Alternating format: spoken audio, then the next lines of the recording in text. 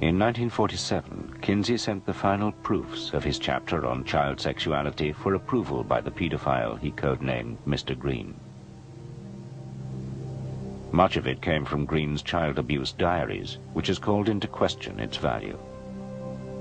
The fact that it's only one person in itself weakens its scientific value, but doesn't remove it. We've known of a few people of this kind who have kept detailed recordings of their sexual exploits over a long period of time. To some extent, they may feel that they're justifying their sexual behavior in the process of documenting it. And I think one has to be rather cautious about accepting their information just at face value. Kinsey's critics say that whether or not the material was scientific, he should have reported Green to the police. But the Kinsey Institute rejects this. It's inconceivable that one could do research in that way, give people guarantees of confidentiality, and then when they've given you the information say, well, I'm afraid I'm going to have to report you to the police. That would be immorality in my book of the highest order. Some of Kinsey's other defenders claim that Green had long ceased to be an active child abuser by the time he met Kinsey, and so there was no need to report him to the police. But the Kinsey Institute refuses to release Green's diaries, which could corroborate this. Only trusted Kinsey supporters are allowed access to them. By convincing them that I was not against Kinsey, but concerned to find out what he was really like, and as they got used to me and realized that I was honest and sincere, I did finally get into, I think, everything I could reasonably have expected. But Jonathan Gaythorne Hardy's notes, taken during his access to Green's diaries, suggest that the pedophile was sexually active until 1954, more than 10 years after he first met Kinsey.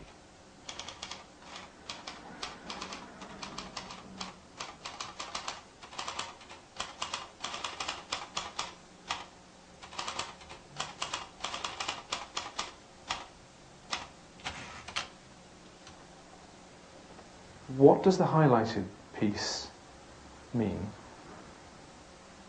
Yes. Well, you see, he may have done, but the thing is, Kinsey didn't use that information. It's quite possible that Green went on, in fact, I'm sure he did, went on having sex with everybody until then. But that was long after Kinsey had got the journals. Kinsey's critics believe his involvement with Green was morally indefensible, especially because the pedophile was probably still sexually abusing children. The only justification for defending Kinsey was that all this happened before. If Green was sexually abusing children to 1954, Kinsey's last book came out in 1953.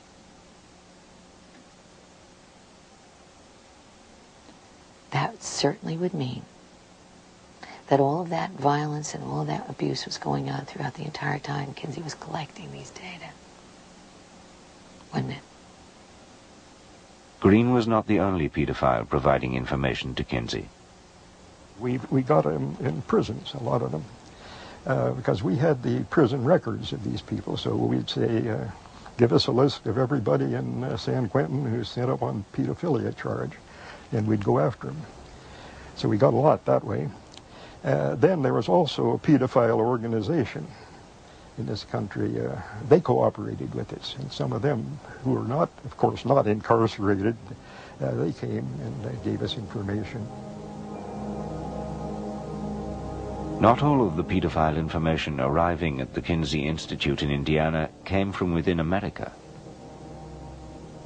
There was a man in Germany who was a pedophile, and he wrote Kinsey. And he was interested in information about pedophilia, and he offered his own case history. Of course, Kinsey couldn't go to Germany to get it, but he wrote him questions in a letter, and they carried on quite a correspondence.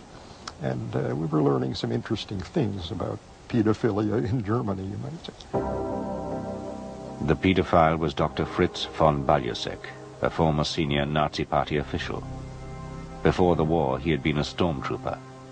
During the war, he had commanded a ghetto in an occupied Polish town.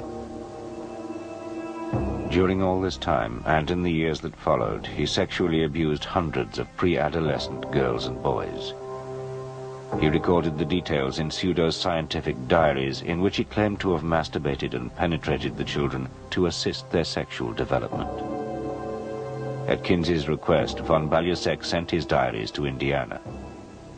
But then one of his victims was murdered.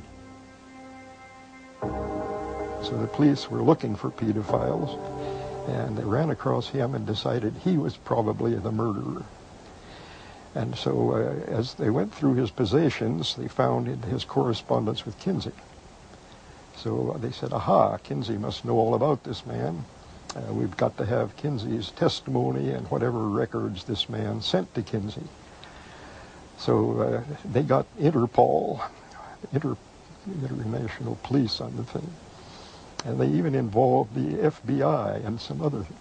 And they put an enormous amount of pressure on Kinsey to reveal this guy's, this stuff he sent. And he was also keeping a sexual diary, and they wanted his diary badly. And so Kinsey said, absolutely not. This is completely confidential, and you're not going to get it. We'll destroy it before we let you have it. Von Balusek was never charged with murder, but he pleaded guilty to sexually abusing more than 30 children. At his trial, the judge criticized Kinsey for failing to report such an active pedophile to the police. It is a criticism the Kinsey Institute rejects. I think people have got to ask themselves the question, do they believe that research into sexuality should be done or should not be done?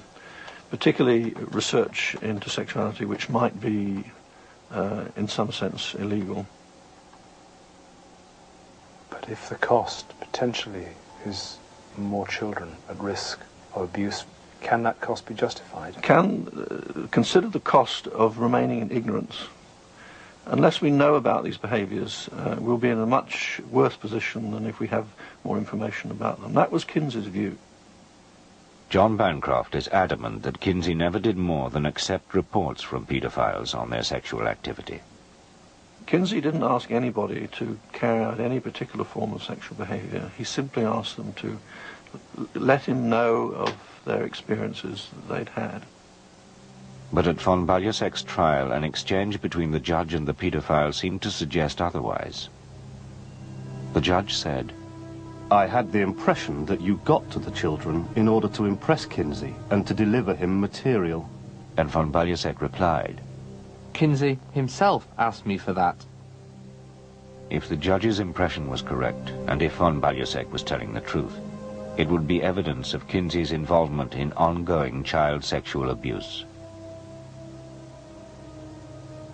It tells me that von Balusek, who was not a sex researcher, got his directions as to how to do the, quote, scientific part of the research from Dr. Kinsey, that he was directed. Over the years, people have used their contacts with Kinsey in a variety of ways, and it's not surprising that if someone's being charged with an offence, if they can bring Kinsey's name in, they will do, in the hope that it might mitigate their case. But Kinsey was not responsible for what that man was doing, nor did he encourage it. The key to resolving Kinsey's involvement with child sexual abuse is in von Balusek's diaries. But the Kinsey Institute refuses to release